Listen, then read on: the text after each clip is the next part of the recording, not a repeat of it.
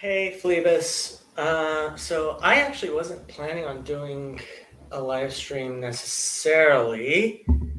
Uh, if people want to jump on, um, especially any of the many people who have admin privileges on my channel, um,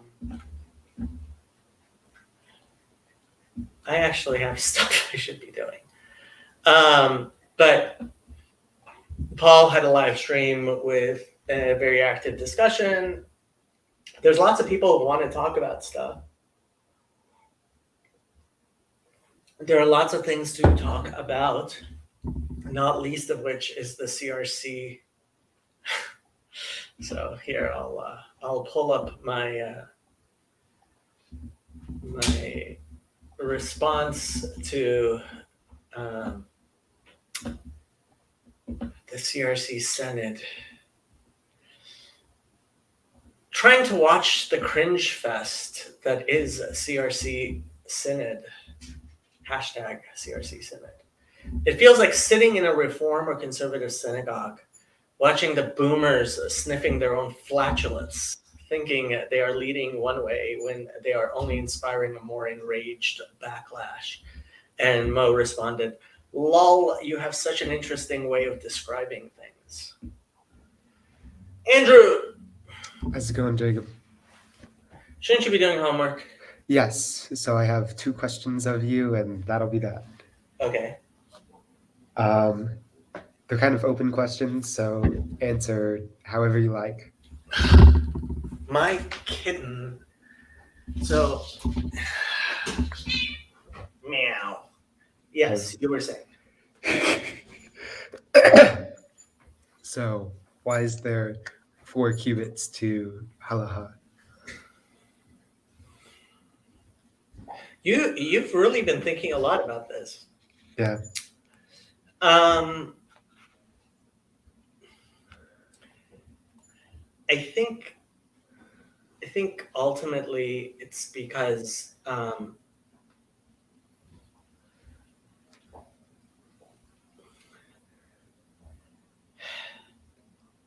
don't want to say that it's a reaction to Christianity. In fact, I think Christianity may in fact be kind of a reaction to Pharisaic. I mean, if you actually believe that Paul of Tarsus really studied under Gamaliel or any Pharisees, right? And he had exposure to Pharisaic Judaism, right? He seems to be really chafing at the defined spatial bounded way in which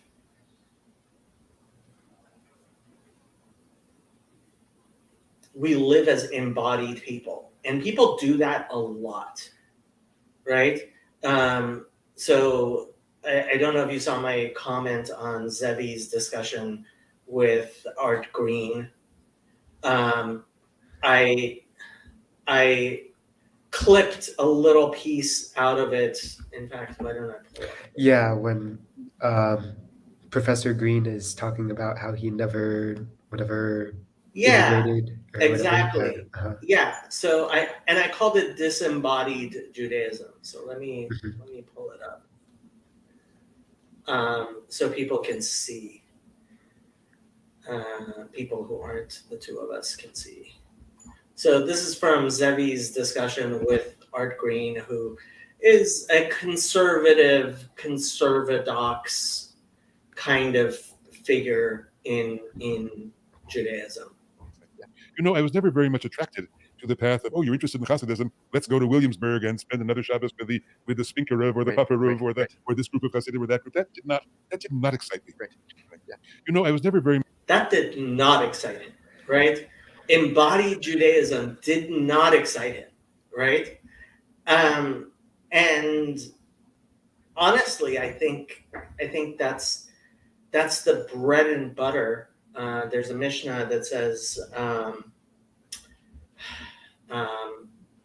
gematrias and the calculation of astronomy are parfarot, usually translated as dessert, right?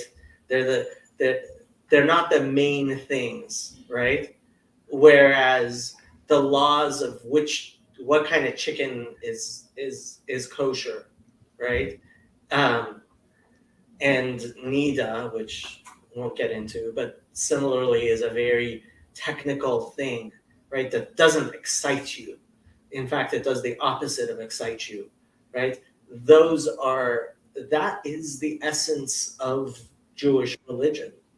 Um, and so, yeah, there is a. Um, hey Shane, how you doing? Hey man, I'm good. I think.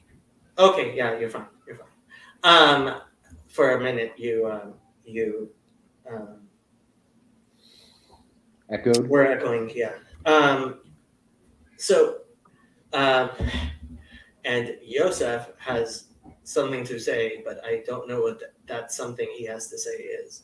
I owned. Yeah. I think he said I once and something, and then it. So, I mean, the 4 cubits of halacha, the 4 cubits, the actual details. There you go. I wrote an article that got into Dalit Amot once. Sent a copy, Andrew. So there you go. Awesome. Torchlight Film. You're new here. Hey all, love your convos. Thanks for hosting. You're not Ryan or now I'm forgetting his name, even though his face is like right in front of me. Honestly, I was not prepared to do a stream, and for some reason, Shadow and Happy are not getting along right now.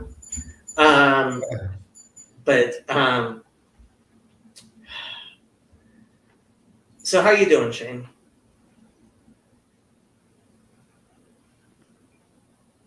Come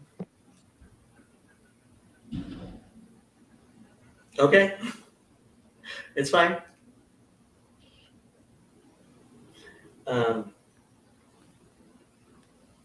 Shadow is hissing at Happy a lot for some reason.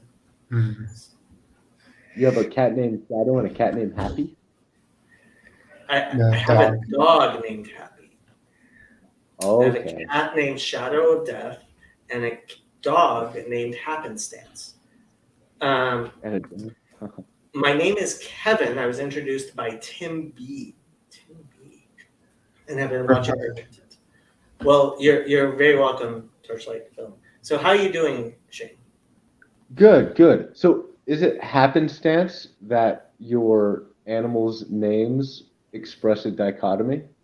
No, it is not at all. Happenstance. Oh. Yes. You're outsourcing the unconscious, my friend. I am I don't know. embodying the symbolic. Let's put it that way. Yes. Yes. I actually learned just a while ago that the Pentateuch, that you've said their name and I didn't know what the Pentateuch was. That's the first 5 books of the Bible, correct? Correct. Okay, okay. And then yeah, so I learned that terminology, and that is all I've done besides take long walks. Are you still in Atlanta? No, I'm outside of it was Athens. It's like an hour from Atlanta, so pretty much Atlanta, but no, I am staying with my brother and sister right now. Okay. Family's Yeah. good? Family is the best, Family is other than God. generally, yes. Although Yeah. sometimes family can be Oh, hard. right. So you had a second question, Andrew. Mhm. So, what the heck is a spark of divinity? What the heck is a spark of divinity?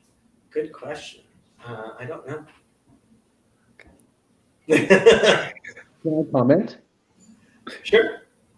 So today I was talking to my mother and my sister, and I told my mom, "Hey, like I was like, hey, do you hate relaxation?" Because she's always like so uh, consistent in how like her zeal. And then after I got off the phone, I was like, you know what? That's that zeal that I feel like I inherited from her. I believe that is the divine spark. And I think like people, so there's this idea that like the government or like the founding fathers are like the god of rational people, and irrational people need a god too, like emotional people. And I think the divine spark, you see it more in people who are inclined towards like fervent zeal. And I think that's what Jesus is like like I think he calms people down the same way that rational people are calmed down by like philosophers and stuff. Mm. And that's just, I think the divine spark is whatever. Even there's some examples when I think of like respecting the way the Constitution and the Bill of Rights respect the divine spark in people. I do think of people like the first person that comes to mind, besides maybe Martin Luther King, who obviously expressed that. And even like there's that dichotomy, like, okay, Martin Luther King expressed that. And then I also, like, when I was younger, I thought of Charles Manson as like the divine spark is so clear in him, but he is a horrible person. And I so I have don't get, no clue how you got that. that's just always what I've thought. And that doesn't mean he's getting into heaven, but like I also think like that the way you look into his eyes and it's like that guy sort of looks like he's in heaven all the time, like dancing with in front of interviewers, and it's like I don't know what to make of it, and I'm not coming to any conclusions because I want to remain somewhat balsamic and not like crazy, you know? But I think Well, there's something. Yeah, go ahead. yeah, I mean, he certainly had a charisma which has served him well, and Yosef says, as a rational person who usually just gets agitated at philosophers, it's very hard to think of you as agitated, Yosef. You're always so calm, especially in relation to me. Yeah, Father Stephen hasn't been on in a while, but also so haven't I. I have not been on, and frankly, I'm trying to get my life. I'm trying to recover from the weeks I spent on Chino and my little trip to get happy. Um, um, so yeah, I was again not planning on doing a what you call it, a stream, and Mark's stream starts in 2 hours anyway. But obviously, there's a bunch of people who are interested in watching a stream or something because people have been commenting and watching. So so there's a button on top of my computer that turns off the computer, and Shadow likes sitting on top of my computer, and every once in a while when she jumps off, she steps on that button and just turns off my computer. So I put a piece of tape hoping that would keep her from stepping on it accidentally. And she's decided that tape is really, really interesting, and she has to figure out how to destroy it. So if my computer turns off, you will know why. It's because the computer's warm. And well, it's not that warm, but yeah, it's also one of the higher places in my apartment, and cats enjoy being high up. Did you know that cats can fall from any height and be fine? Because of the terminal velocity or whatever. Yeah, because they can land. Shane, don't get any ideas. You don't want to try it, but cats apparently achieve terminal velocity at very at a not a lot of height, and then they're used to falling. So like, Is this as true long as for a cat jumping out of an airplane? so a healthy cat would be able to jump out of an airplane and without a parachute and be fine. Yeah, because it achieves this probably the skin under its Be, Okay. they naturally right themselves, like they have instincts which right them, and their Right. paws go out, and so terminal velocity. There you go. How's the cop life, Andrew? Oh man. I love Vespers. Going to liturgy has been a transition because you go from like mostly English and Coptic to mostly Coptic and some English and Arabic. And it goes from being Oh. less No, formal, so you can chant a when it ton, comes to velocity, but they can suffocate. to more formal. So So you'll die of suffocation. yeah, it's Oh, a sorry. transition. I didn't know I was unmuted. No worries, man. My brother had a problem with that, and he was researching. Mm. So He he was- said he they was can jump out of an air. What's that? He was researching terminal velocity for cats. Yes, yes, and found out that yes, they may not die from the fall, but they can die from suffocation. Oh, yeah. Well, Yeah, I mean, I am not in any way, shape, or form condoning throwing cats out of airplanes. First of all, you might just scare the cat, and that's bad enough. Right, Um, right. so don't torture cats, even if they will survive the experience. Lesson. But yes. Yeah, so you were saying you went, but is it very different that now you're taking communion? Yeah, liturgy itself has gotten better because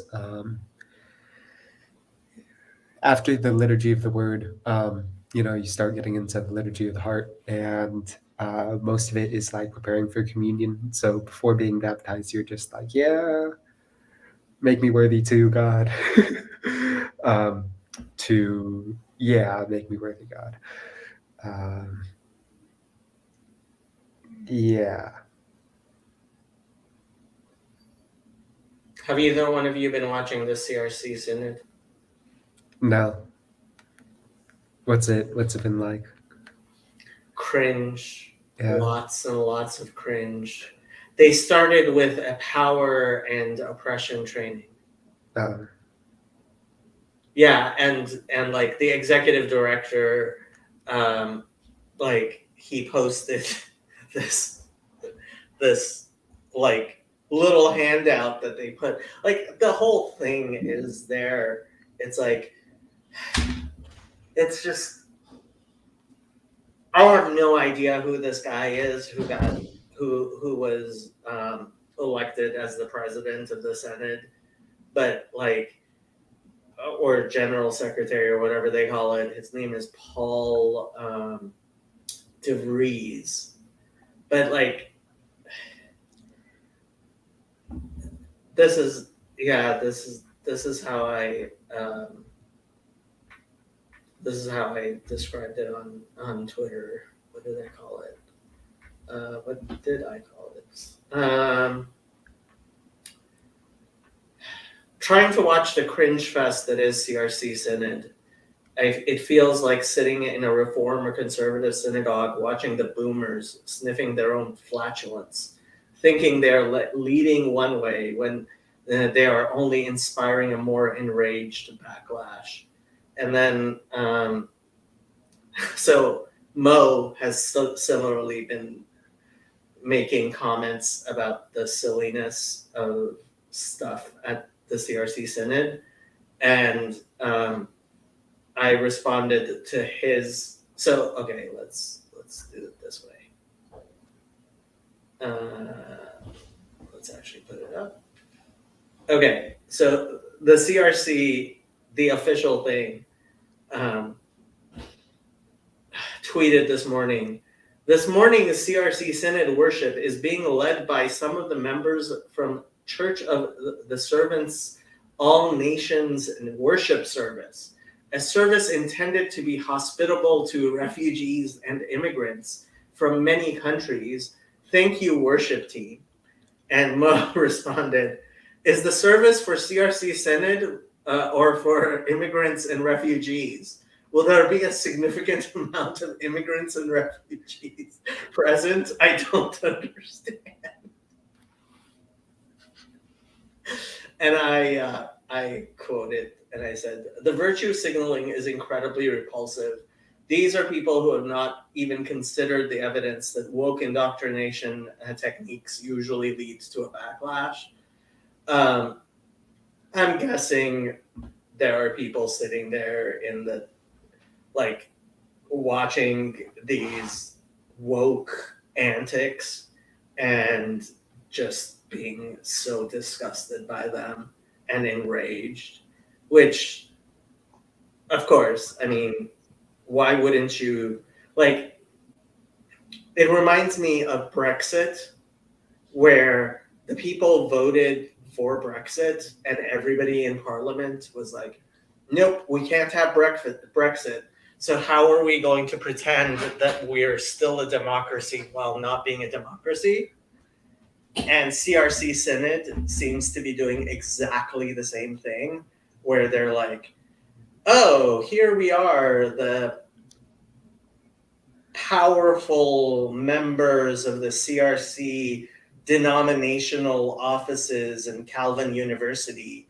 And of course, we all are disgusted by the fact that our backward congregants are so horrible, unchristlike people. And how can we guide ourselves? Like, let's prepare in a way to make them more, so they can be more Christ-like, like we are, as opposed to being the horrible, unchristlike people that they are. It's just so repulsive. Yeah.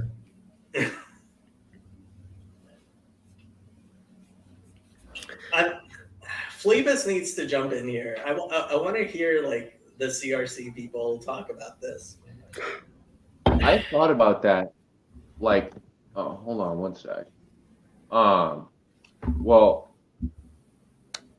one thing I realized, I don't think that maybe the CRC people have, like, I think they don't have worldly ambition, but they also aren't saint-like.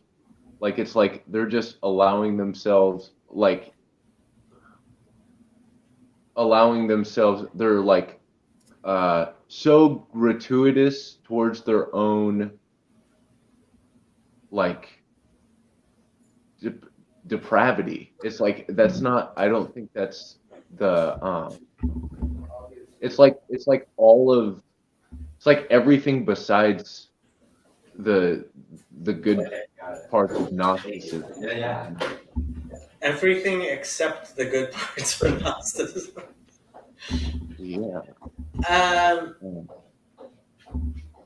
I don't know if they don't have worldly. I mean, what it seems like to me is that the professional CRC people are people who grew up in the CRC and they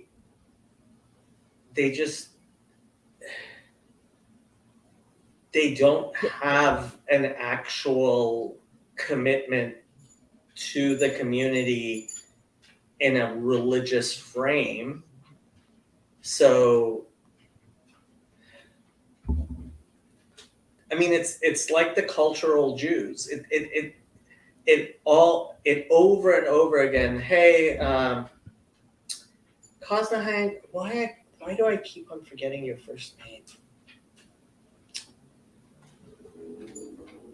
I keep on forgetting his first name, and it's really bothering me.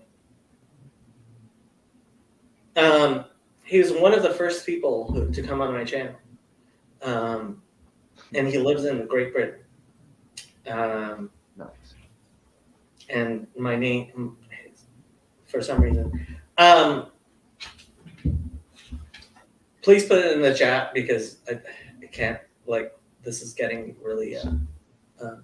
Annoying. But they just remind me so much of Reform and conservative Judaism, of like, and conservative Judaism isn't conservative at all. It's just I understand. They're cultural Jews. They're ethnic Jews, and these people are ethnic CRC members. Yeah, I tried to parse out for myself how you would defend something like, there's the five doctrines of Calvinism, Mm-hmm. and there's the one about, is it election? I'm not sure. It's something election. Unconditional, yeah. So it's TULIP, total Yeah. depravity, Yeah. unconditional election, limited atonement, something. Okay. So I think on the unlimited election front, I think that makes, so that means that some people are elect, right? Are part of the elect. Well, so okay, it's total depravity, unconditional election, limited atonement, irresistible grace, and perseverance of the saints. And basically, most of what that says is God is completely sovereign in who is saved and who is not saved, and human beings have no real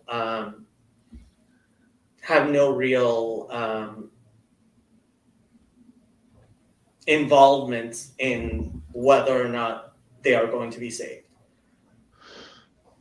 Okay, I'm going to tell you why I think I believe that, okay? Okay, so I tried to think about it biologically, and I was like, okay, so over time, if there's Darwin's theory of natural selection, and if we are mutating and somehow dying off, we're evolving to more and more greater degrees of ability to adapt, and we inherit that ability to adapt. So we become more and more inherently attuned to reality, like at birth. And it's like, or the potential is there. So maybe we aren't necessarily doomed or saved because human beings have volitional consciousness. They're the only ones who can dim or turn up the light of consciousness depending on like what's needed. And I was thinking, oh, maybe the saints, or at some point we just became so attuned to reality that the Protestants at that time were just like, everyone's saints now, or just that idea that we are all saints. Like after Jesus, it's like, oh, we all got his ideas, and now they're so at the top of our, like, we keep remembering them because they were so potent, and they get transferred to us biologically, like through our genes, that we're all sort of saints at that point. That sounds very universalist, and that's particularly why they believe in limited atonement. They're like, nope, Jesus did not die for everyone's sins, just for the people that God chose as his elect. Everyone else is going to hell. So Matthew says human beings do have involvement passively. Honestly, I just don't understand why anybody bothers with this stuff. Because if you have no agency, then why are you talking about it? What's the point of talking about it? If you have no agency, if you have no, like, if you're all passive and stuff, then like, okay, who cares? Nobody cares. Nobody cares. Yeah. There's nothing to care about. It's like, why does I'm adaptability partial to- necessarily mean tuned with reality? That's interesting. I was actually having this discussion with Trey. That is faith of the logos, right? That's so the Dawkins interview on Herd that many people were talking about, and I just read parts of it. I didn't actually watch it. I have never been so disgusted with Dawkins as reading that interview. Faith in the logos is faith that reality does in fact, that correspondence to reality, that truth does matter. And yeah, it's a matter of faith. There is no way of logically proving that corresponding to reality is in fact, hey Matthew, is in fact Hello. capable of making your life better, but it's something that we all instinctively believe, and I think is true, and that's what I think faith in the logos is. What did you want to say, Matthew? Well, I was curious about Shane's inquiry, more or less on election and told Mr. Bradford. Well, I've asked my 2 questions, so I've got to pop off. So yeah, I'll see you. Go do your homework. Yep. See See ya. ya. See, okay, so I'm partial. Oh, can you guys still hear me? Yeah, we Mhm. do. Okay. I'm sort of partial to. I think just because I've met Jacob and I was like, there's logos is somewhere here. Like logos is spiraling in the direct vicinity, and I was so I'm partial to what he has to say because some people just walk into a room, or some 3 people just walk into a room and everyone else's hair stand on end. And I believe we made some people's hair stand on end. But I think like I trust Jacob's point of view because I actually saw him as a living person, and he didn't seem like someone who like it was like there was life in him, and I felt it. And Life in me? Yeah. Okay. Yeah, like you were there.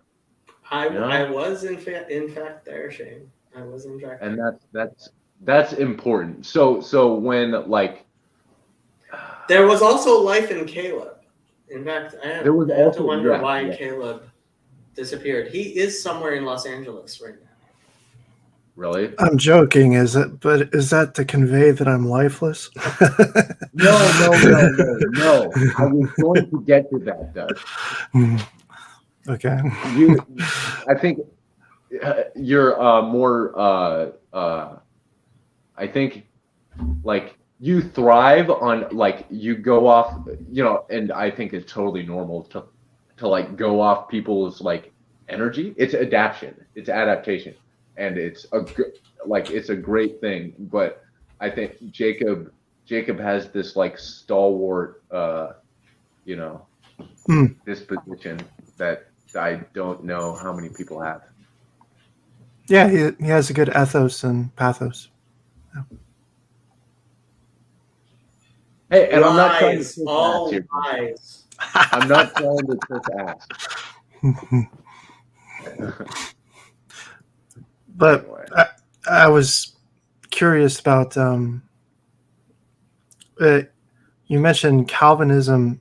What does it matter what our agency is if God is in control of everything? Well, how should that change how things matter? If God is in control of everything, then what are you bothering? Well, why not? Why not do as you normally do? I mean, why should that impact how you do things? That's all I'm asking.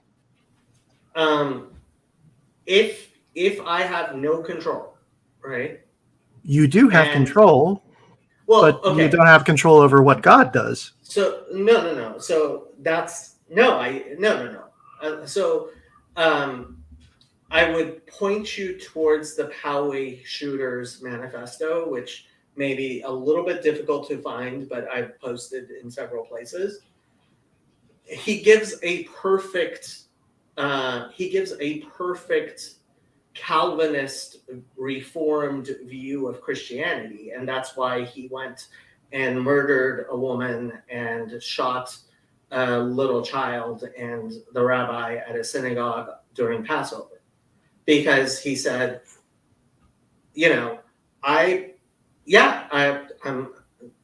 I'm going to do what I'm going to do, and my salvation is in no way dependent on anything I do. So might as well go murder some people. Well, I would certainly say he took the logic to the completely wrong way, but I mean, Calvinism doesn't teach to assume where you are going in terms of your election. Oh, so he says that very clearly in his manifesto. He says, where I go in terms of my election has nothing to do with my choices. Well, that's actually, why he went ahead and murdered people. It does have something to do with his choices. It's not in his control, though. Works righteousness. Oh, so it's not in his control. So okay. So No, you're dealing with a self-resolving paradox between God's will and human will. you're dealing with theological nihilism, Matthew. That's all you're dealing with is theological nihilism, is absurdity and existentialism. Well, it's how completely incoherent. How do you deal with the difference between human will and man's will? I mean, God's will. Deuteronomy 30. Well, I have set before you life and death, good and evil. Choose good. God has set before us the capacity to choose between good and evil, and it is our obligation to choose good. And if we do choose life and good, then we will be blessed. And if we choose evil, we will be cursed.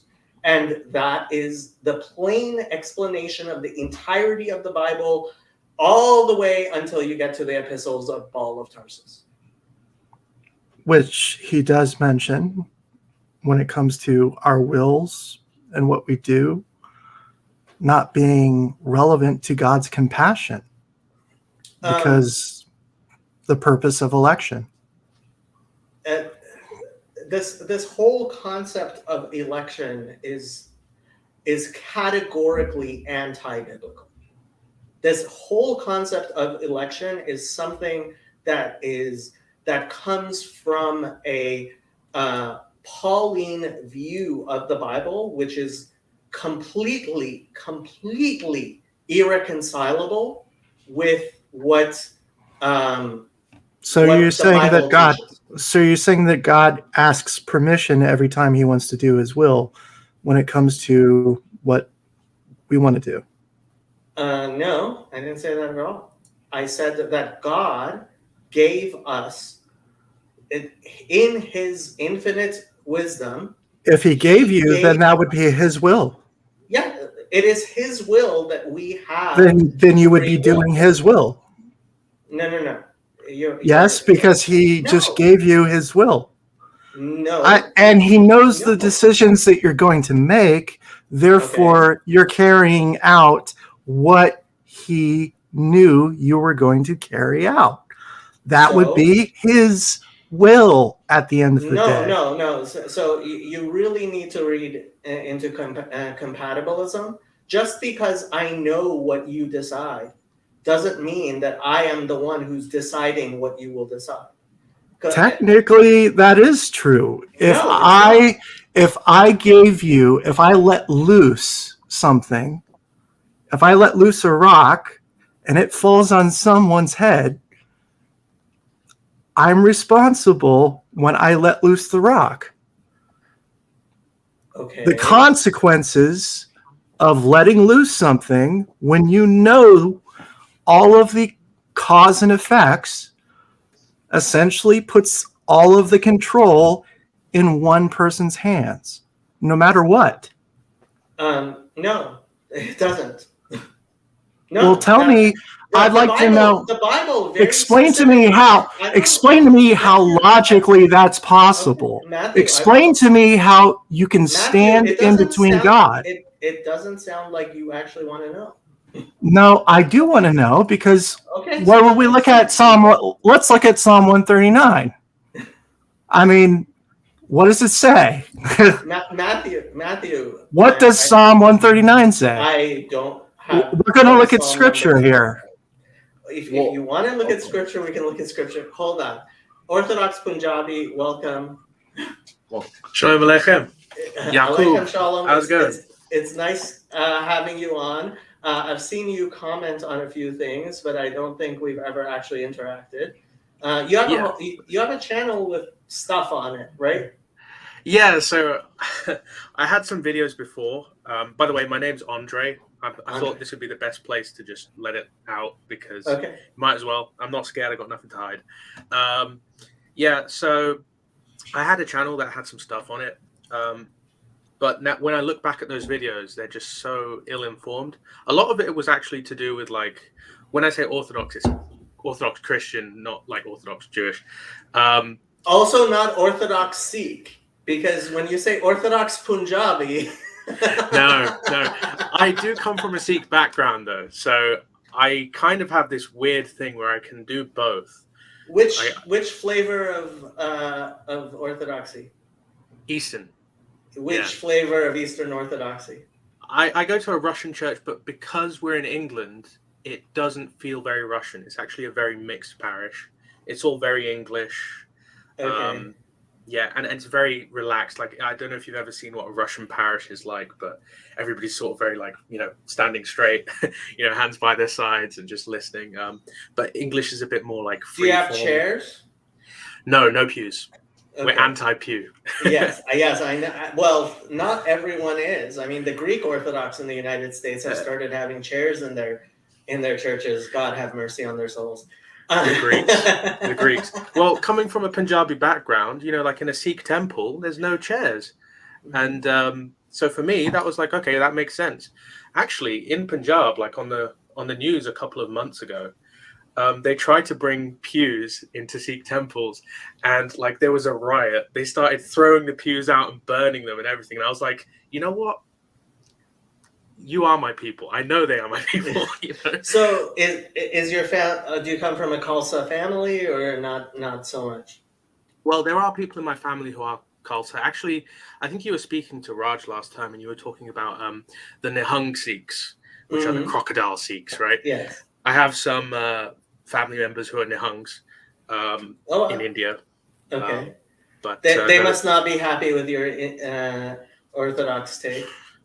Well, the thing is, since we've all kind of emigrated away, the diaspora Punjabis are not so in touch with their, homeland Punjabis. I mean, it's just a phone call and an iPhone, really.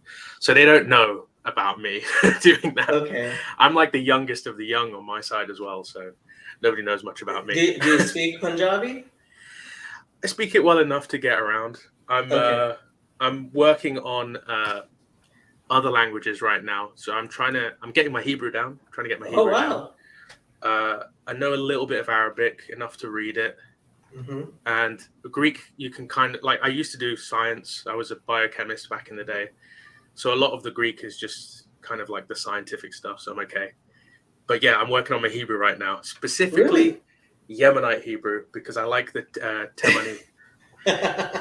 So if you're, I mean, I don't know how far along you are in your Hebrew, but I highly recommend.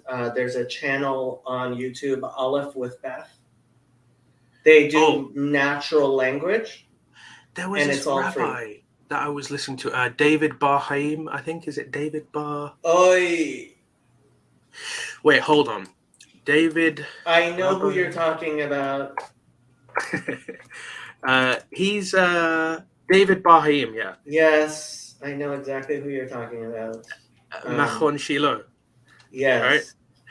Yes. Okay, I've only watched. Obviously, I don't agree a lot with the doctrinal stuff because I'm not Jewish. But when he talks about the pronunciation, I do think his pronunciation is good. And he talks about how that in Hebrew they lack a J sound. Right. And I thought that makes sense because in Musli Arabic they don't have a J sound. And okay, I mean, David Bar Haim and Machon Shiloh are the type of Orthodox Jews, and I can't kick him out of Orthodox Judaism any more than I could kick myself out of Orthodox Judaism. Yeah. But he is not within the mainstream, and most of his money comes from all kinds of Zionist Christians, and yeah, he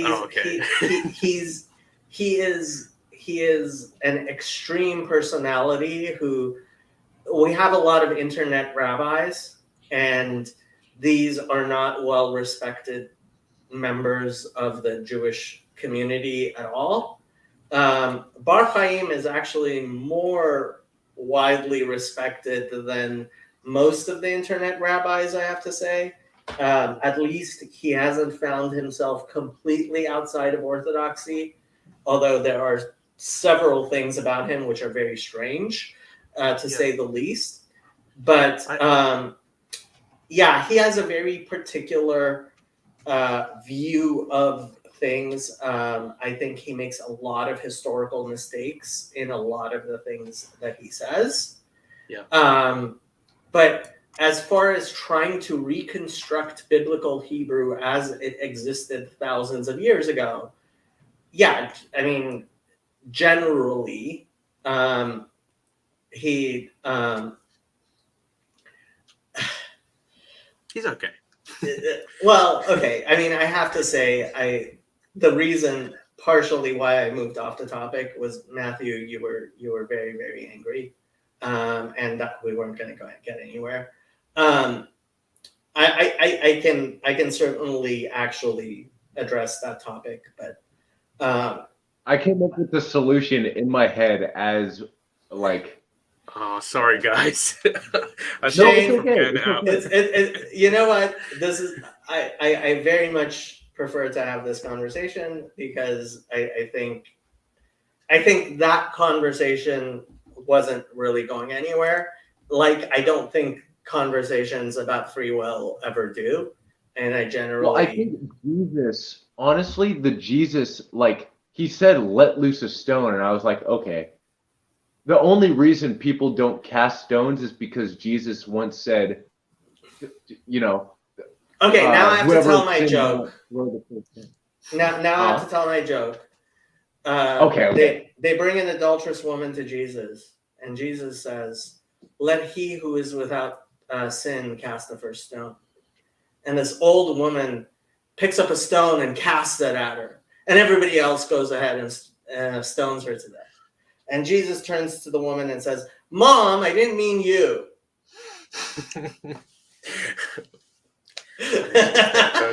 For us, she's there too. So yeah, okay, fair enough. Yeah. Fair enough. If she was there, then that would have probably fair enough. No, but yeah. Honestly, that's a good joke, to be fair. Yeah, this is so.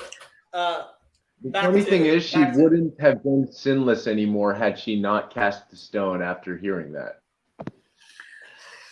She did follow the command, so technically she would be still sinless. Because if if you believe Jesus is God and he gives the command and then she does it, that's like I not mean, sin. right?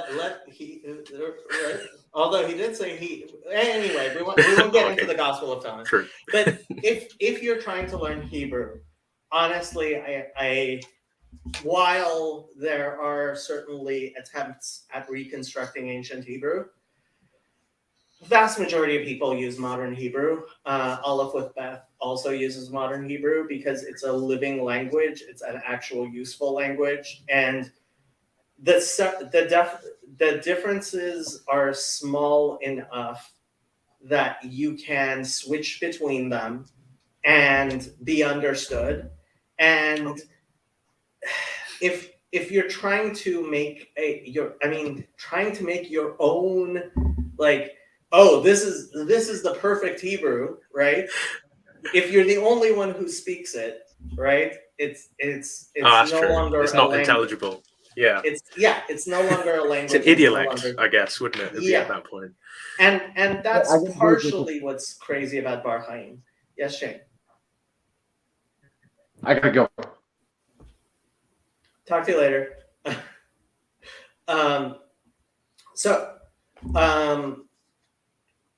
He follows I'm Jerusalem sorry, I Talmud forgot your only, name doesn't he? again. Was it Kevin?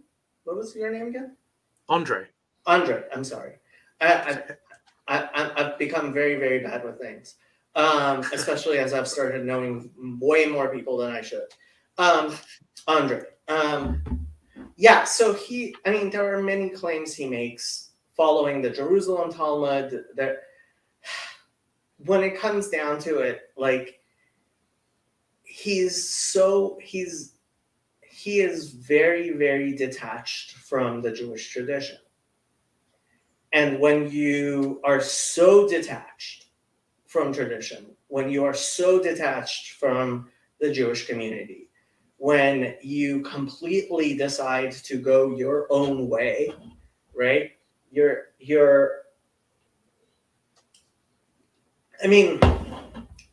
To some extent, I have to respect that because, in theory, if you are right and everybody else is wrong, right, then maybe, yeah, you should, in fact. But so this is one of the things that I think really has preserved Judaism from making the same mistakes, I would say, that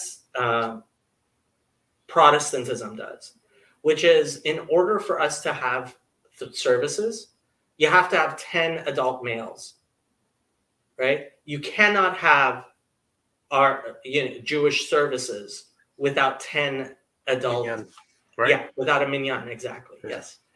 And so that prevents the type of splintering that you see within Protestantism, where people will go down to a single minyan, right? Where they have difficulty getting a minyan. But once you can no longer get a minyan, once you don't have 10 adult males, then I'm still listening. I'm just going to turn my camera off for a second. that's perfectly fine. It would be perfectly fine if you weren't listening. Well, it amazes me that people do listen anyway. But if once you are at that level of being alone, of being an individual, you have to doubt your yourself. I mean, am I? I like to say William Lane Craig came up with his own new version of the Trinity after 2,000 years, and that takes a lot of chutzpah. Right, to be Well, he's an Apollinarian, isn't he? Okay, I don't know that word, but okay. It means he thinks that, like, Jesus had like two natures, but it was just the mind that was divine and nothing else. So he had like a divine mind. I have heard him called a modalist, and from what I have been able to tell, it does seem somewhat modalist. I don't know. I mean, Look, ultimately, I think there's a reason why God gave Christians the Trinity, so that when the actual Messiah comes, it'll be obvious. Well, you know what I mean. I'm not gonna, but at the same time, I do think that when I look at Trinity, specifically the Orthodox, you know about like monarchical Trinitarianism, yes. and then I look at like Kabbalah. Mm. And then I've also read like Benjamin Sumner as well, and he talks about bodies of God. Right. Um, He's very popular among Trinitarians who care about what Jews have to say. Of course. But yeah, I mean, like, I don't actually see what's that. I don't know how much of my discussions with Father Stephen you've listened to. I recently did another disclaimer explaining why I engage with the monarchical Trinity as I do. Look, the monarchical Trinity, I would say, is as wrong as Muslim monism. Okay. Which a lot of people find surprising coming from a Jew. I have a problem with the idea of Trinity because it places a canonical value on the number 3. And it places a special canonical value on these canonical hypostases of Father, Son, and Holy Spirit. Right. I mean, if you look at the Kabbalah, though, you have those top 3, and then you have the 7 at the bottom. Right. And then we have like the 3, but then we have the 7 spirits. Okay, look, if anybody who says that the 10 are canonical to an exclusion of 3 or 13 or any other number, so we know the number 1 by revelation. The Bible itself talks about the one and the many. And if you look up, for example, in the Bible, May Robin, right? Mayim Robin, right? The waters of the many, right? You will see that there are several verses which talk about Mayim Rabin, the waters of the many. The waters of the many cannot quench love, from Song of Songs.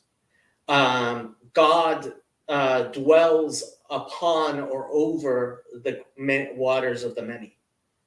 In Psalms, I forget which psalm it is. So the problem of the one and the many is real. The reduction of this question of the many to 3, 7, 10, any other number, right? That's, I think, an absolute mistake, because the Bible itself talks about one and many, and all the other numbers, right? So the 1 and 2, 1 and 3, 1 and 4, 1 and 5. I have nothing against the number 3 as a representation of how God can be represented in the many. I have a problem with this focus on the number 3. There is no biblical warrant for it. And I would say, I mean, one of the things that it's kind of a joke and it's kind of not. I found Jesus talking about the Trinity. It's in Matthew. He says, before the rooster crows, you will betray me 3 times. There's more obvious verses, like where he says, "Baptized in the name of the Father, Son, and the Holy Spirit." But he doesn't talk about the number 3. Well, he says those. Well, I can't remember what this is, but it says, "In heaven, those 3 are one," right? That's actually, I believe you were referring to what's called the Johannine comma, and that is not in the early manuscripts at all. Oh, okay. I need to get more clued up. Hello, Ariel. Hey, sorry, it's a mess here. But I decided to hop in when y'all started talking about, like the three or whatever. I actually remember, I forget if this is, it's either in, I don't think it's Zohar, I think it might be in Sefer Yetzirah, but there's this idea that like you don't, that even though, God pre-exists like the third Sephira of Binah, that's when you finally get like the use of the name like Elohim, and that it represents what was it? Me Elah. And it goes to this idea of me, ma, and Elah. So me is the one who created. Ma is what he created, and Elah is in essence it's the ability for this distinction, but you don't get that distinction and basically this ability for God or for the one to even know itself until it's almost like the idea of the Tzimtzum, how you can't have the creation until you have the restriction. And but basically that at the third Sephira, which again, like you were saying, there's no concrete number. It's just, at the end of the day, it's almost like math. You could reduce 120 down to 20 and what would that be, 5? Or I'm bad with math, but no, like it would be 25. Well, infinity is between 0 and 1, right? So couldn't you say that like with Kabbalah that there's potentially like infinite in between 1, right? So where does it like, how do you go from like, okay, 10? Why is 10 the number? Why not like It isn't. infinity? That is particularly why there is a song I think Ariel knows, Achad Mi Yodea, who knows one, right? So any number we choose, right? Whether it's 2, 3, 4, 5, 1, the number 1 has its canonical status because of the fact that it is in Revelation. Any other number, because we do not have a revelation of it, right? This is another thing I kind of needle Christians with. I say it's really at Nicaea that you see Christianity turning its back on Jewish teachings, because it's at Nicaea where they change the calendar deliberately away from the Jewish calendar, and it's at Nicaea where they say they start emphasizing this Trinity. Yeah, but that's to emphasize the split between the communities rather than to just change the calendar for the sake of it. That's more like we were just trying to part ways with the community that we were with before, because they also parted ways with us by adding the Barakat HaMinim in there. So we were like, okay, fine. There are definitely people who say that. I mean, Christians definitely say it was a mutual thing. I am of the opinion, and I think the Cairo Geniza actually points towards the idea that there were Christians who stayed within Judaism at least into the 500s, and possibly that is how Islam Like Ebionites? came into being, possibly, because it is not a firing offense to believe that Jesus will be the Messiah. I think you're wrong, but it's not a firing offense, right? The firing offenses were actually turning your back on turning your back on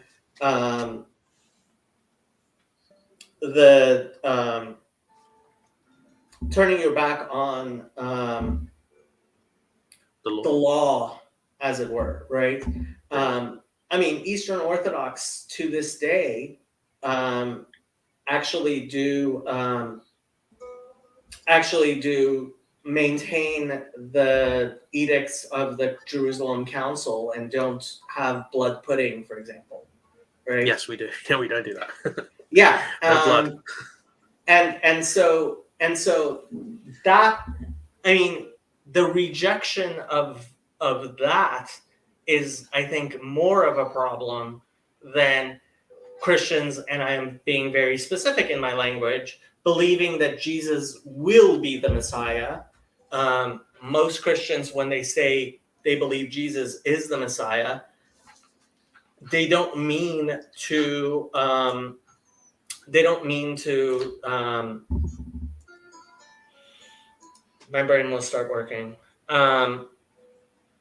They don't mean that all of the prophecies of the Messiah have been fulfilled. They're not what Christians call preterists. Right, yeah. We're partial preterists. Partial. Well, Yeah. Okay. I am gonna end the stream in like 15 minutes because I wasn't planning on streaming. But Ariel is going to be streaming, I'm sure, if he wants Oh to. no, I'm kind of pooped, and I have Shabbos in a bit, so I'm going to get ready. Yeah, I have to go too, but we have 15 minutes. So if wherever you want to take this conversation, Andre, you are the guest. Yeah, sure. I mean, did you have any questions about like why maybe I stopped being a Sikh, or like about like Punjabi stuff? Like, sounds good. Yes, let me know. Yeah. So, Actually, I have to wonder why. If you went Eastern Orthodox, I mean, there are Eastern Orthodox traditions that are more at home in India. Yeah. so the Thomas Christians are not actually Orthodox in the same sense. They are Nestorian. So they come from a different tradition. It's unfortunate but this is why they stayed in South India mainly. You know, Why is it unfortunate? because it would have been nice for me to have an ancient Christian tradition in India, so I didn't have to like wait for like 1,000 years for my my family to move over to England for me to find out the internet and find all this stuff. I wish I could have just had it at home, right? Yeah, but what I mean is, what's that have to do with the Nestorians? Because it is an ancient Christian sect. Oh yeah, so what ended up happening is the St. Thomas Christians, they ended up, there's like 7 versions of St. Thomas Christianity. There are some who are in communion with Rome. There are some who are in communion with the Syrian Orthodox Church, which is Oriental. There are some who are in communion with the Church of the East, which is like the ancient Nestorian Church, the Persian Church. So it's just kind of a mess. So there's 7 churches and there's one half church, which is just a shrine, basically. There's just a church where people would just go to a shrine. A lot of the British colonialists kind of talk about this stuff. But yeah, those 7 churches, they took as their Christological formula the Nestorian view, the prosopic union, which is like the idea of 2 people in Christ. And they actually hold Nestorius to be a saint. So they revere him. So there can be unfortunately, there can be no communion between us and the South Indian church, which is a shame because, St. Thomas, there were, colonies of Jewish people living in South India. There were colonies. It's even said that St. Thomas went to North India, where I was, because the kingdom of Bactria was there. And you had King Gondaphares, who spoke to St. Thomas. St. Thomas actually had like a courtly meeting with him. And it's said that Gondaphares offered incense to the God of Israel. But so what made you decide on Eastern Orthodoxy? I mean, you could be Catholic as well. True, but here's where the weird part comes in. My dad is actually a Pentecostal, and he converted very young, well, actually not very young. I mean, he converted to Christianity when he was about 13, but he took on a creed or a community when he was like 20, maybe in his 20s somewhere. So I grew up with like an evangelical kind of thing going on as well. So on Sundays, I'd be going to church, but then I'd also be going to the Sikh temple as well. So I had this really weird thing going on. So your mom was still Sikh, or there were so your mom was Sikh, your father was Christian, and do you have any siblings? No, I'm an only child.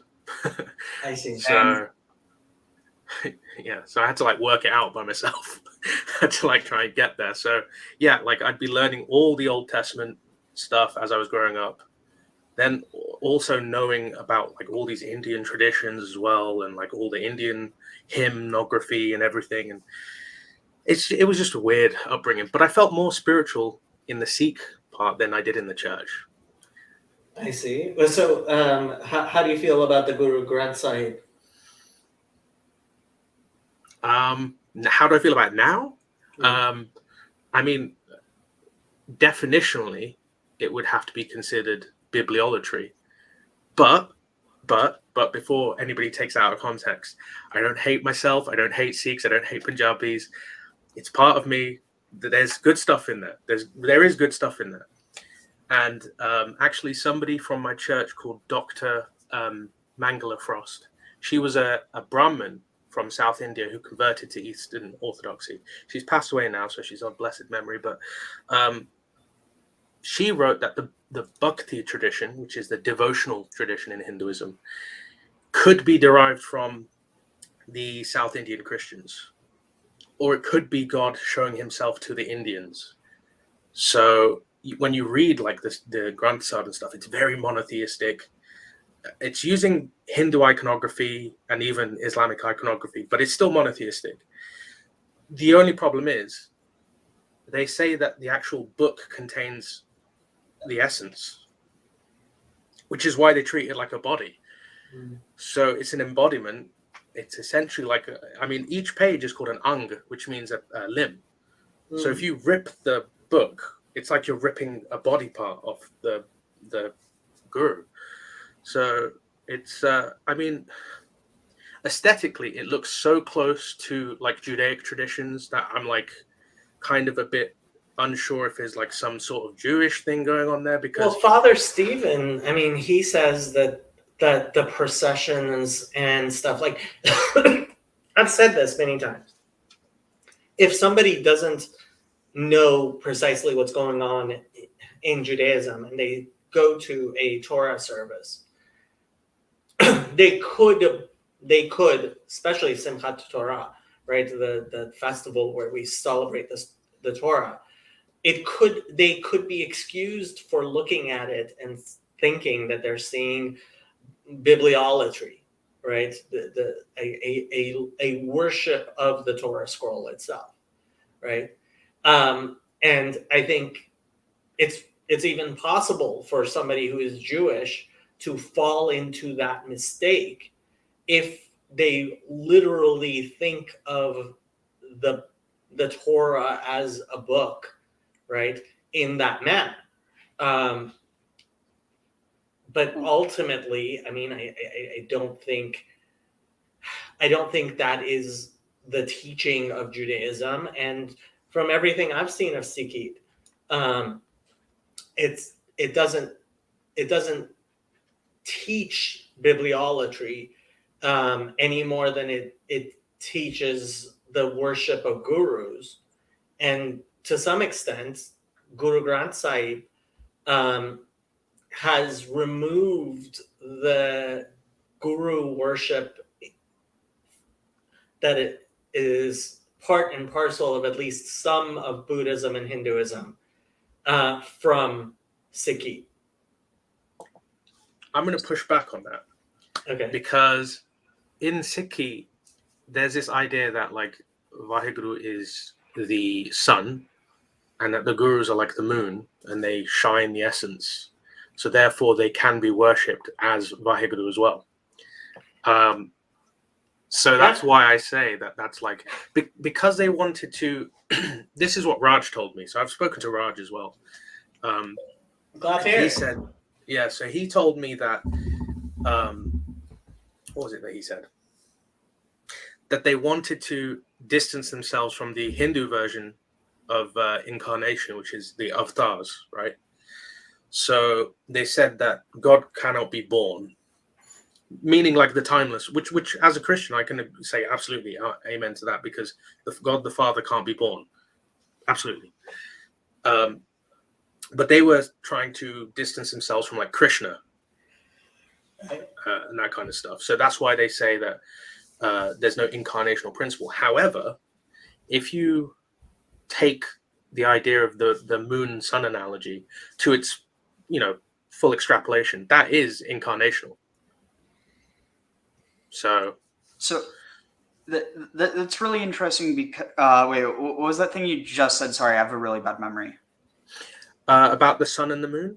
Oh, right. That you see a lot, like you see that type of symbolism a bit in Zohar, but I feel like it's almost kind of like it's bridging a gap between like in some ways providing like an explanation for why you have these things that exist in pagan traditions, and kind of almost shows how there is this connection even though it's not like the same type of connection. But something that what you were saying, Jacob, that really stuck out to me. So, I mean, there are certain traditions, and part of this also does have to do with the mainstreamization of Kabbalah, especially within like Chabad. But there's this idea that that Hashem, the Torah, and Israel are one, and obviously The Zohar says that. yeah, and let's see, what is this? Because this is the highest and most precious secret, the very name of God, it follows that the whole Torah is both secret and revealed on account of the mystery of his name. And because of this, Israel exists on two levels, the secret and the revealed one. This is what we have learned. Three levels are connected one with the other. The Holy One, blessed be he, the Torah, and Israel. And each one of them exists on two levels, the secret and the revealed. And thus does Israel exist on two levels. This is the meaning of the verse. He declares his word unto Jacob, his statutes and his ordinances unto Israel. These are two different levels, Jacob and Israel. One is revealed, the other is secret. What does this mean? It means that to him who is circumcised and marked with the holy name, we impart the revealed matters of the Torah. That is to say, we make known to him the general outlines, and we caution him about the strict observance of the commandments of the Torah, but no more unless he rises to another level. This is the meaning of the verse. Just repeating. Okay, here. His statutes. What are you reading from? Here, I can share it. It's what is this? Let's see, commentary. Oh, is January 1958. Interesting. Who wrote this?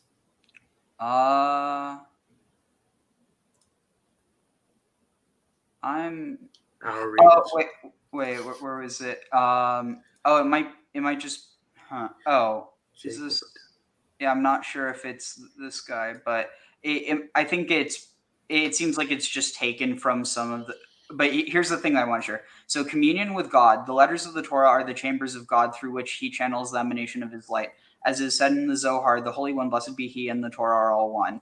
And into these letters, man must bring all his devotional intent, kavanah, which is his very soul. For kavanah is the soul. And this is the blessing of the cleaving to God, devekut. The Holy One, blessed be he, the Torah and Israel are all one. And this is the meaning of disembodiment. That is to say, a man must strip his soul from his body so that his soul may be clothed in those thoughts by means of which he is able to speak of and to perceive several of the upper worlds. So, I mean, like, and so that's from Keter Shem Tov.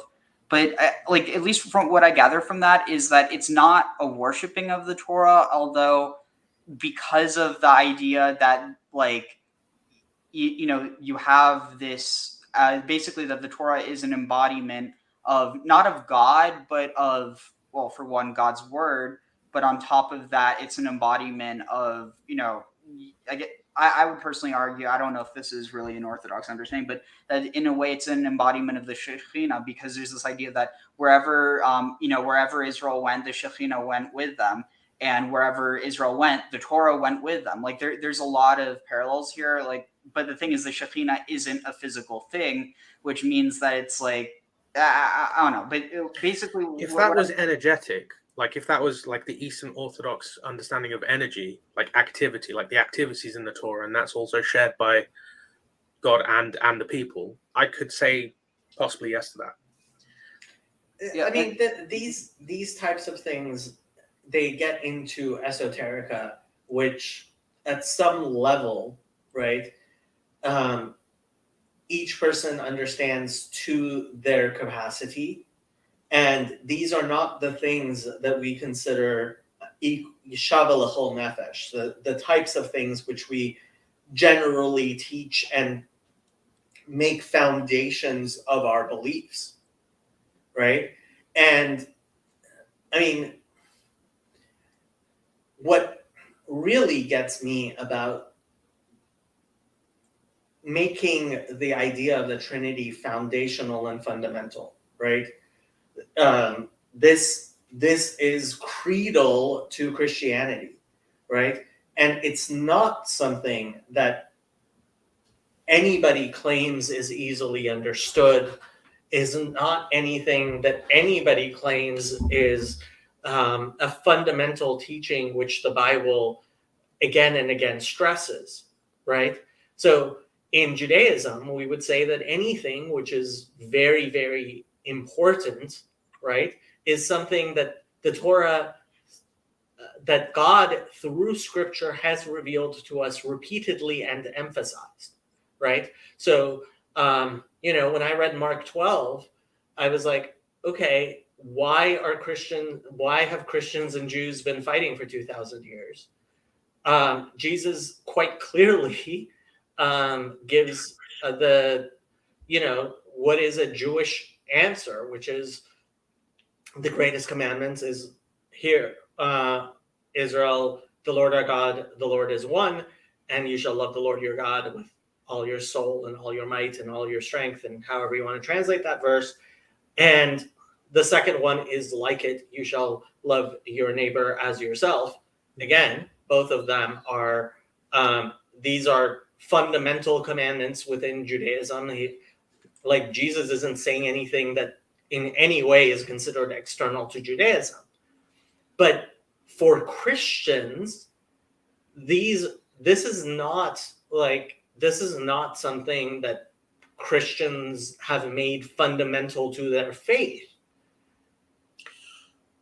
I do think you could maybe argue that there, like with the hypostasy, given it's not like the fourth form of God, but there is almost this semi-inclusion into the basically into, I don't even know what the word would be, but within certain traditions, within Marian Christianity, how she's viewed as the Theotokos, but like in a way that goes beyond just she bore Christ. Like where she becomes the Queen of Heaven. Again, this isn't even something that's very important and prominent in the Christian Bible. Yeah, not really. I mean, that's more like charisma of the church. So like that would be more to do with like, I don't want to use chain of being because that's like a Latin thing, but there is this idea that like there's a hierarchy even of humans, and because Mary was the closest to Jesus, there's this idea of she's at the top of the pyramid, and then it goes down from there with the apostles and that kind of thing. Because we say that, since Jesus has kept his body, she's still his mum, even till now. So even in heaven, she's still his mum. That's why there's this really, really lovely icon from Georgia, where it's called Mother of Humility, where it shows Jesus laying on his mum's lap in heaven on the throne, which can look quite scandalous if you think that that's like the throne of God, right? But the idea is she is a creature and she retains her creaturely, attributes. There's no... Granted, some people do take it further than that. I mean, even in Russia, when people who are not so educated, they can take it further and they can make it into a whole other thing. But okay, guys, I hate to break this off, but I do. Real quick, it'll just be a few seconds. Just an interesting thought that Russia is one of the most heavily Christian nations now, and it was also one of the culturally one of the last cultures to convert to Christianity. But yeah, I just wanted to throw that out there. I'm just gonna let you guys say a couple last words. Mark will be live streaming in about an hour, but I do have to go. But if you guys want to say anything in parting, who did you say will be? Mark Lefebvre. yeah, keep reading books. Keep learning. Don't let anybody tell you not to read books. Don't let anybody tell you not to look into philosophy. Don't let anybody tell you how to do learning. Just do it, and follow truth wherever it takes you, and cut out all the lies and all the rubbish, and you'll get to the truth. That's what I've got to say. Amen. I would say turn towards God. That's incredibly important, and that's done through study, through prayer, and through actually living it in real world.